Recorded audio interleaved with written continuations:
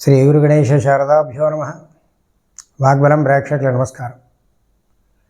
August 1వ తేదీ నుంచి 31వ తేదీ వరకు మీనరాశి వారికి గోచారం ఏ విధంగా ఉందో పరిశీలించే ముందు గ్రహస్థితి శుక్రుడు 1వ తేదీన కన్యలోకి, 17వ తేదీన రవి సింహంలోకి, 5వ తేదీన కర్కాటకంలోకి బుధుడు, 2వ తేదీన కుజుడు మిథునంలోకి ప్రవేశిస్తాడు. అయితే ఈ మీనరాశి వారికి ఏ విధంగా ఉంది అనేది పరిశీలన చేసినట్లయితే మీనరాశి వారికి కొన్ని విషయాల్లో వివాదాలు వచ్చేటువంటి అవకాశం ఉంది. సోదరులతో తగులు వచ్చేటువంటి అవకాశం ఉంది. ఇబ్బంది పడవలసినటువంటి పరిస్థితులు, ఆయుధాలు పనిముట్లు తరచుగా ఇబ్బంది పెడుతూ ఉంటాయి. ఆలోచన విషయంలో కొంచెం గజిబిజి పడుతూ ఉంటారు.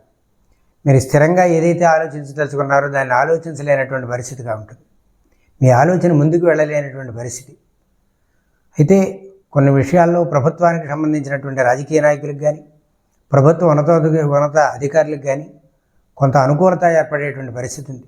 వారి ద్వారా ఇప్పటిదాకా వచ్చినటువంటి ఒత్తిళ్ళు, ఇబ్బందులు ఏవైతే ఉన్నాయో వాటి నుంచి బయటపడేటువంటి అవకాశం ఈ మాసంలో 3వ వారంలో కనపడుతుంది.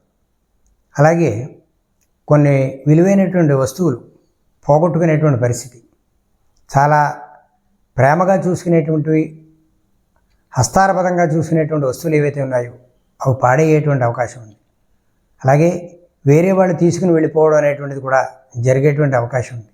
వాటి పట్ల కొంత జాగ్రత్త వహించాల్సినటువంటి అవసరం ఉంది. యువకుల పట్ల కొంత జాగ్రత్తగా ఉండాలి.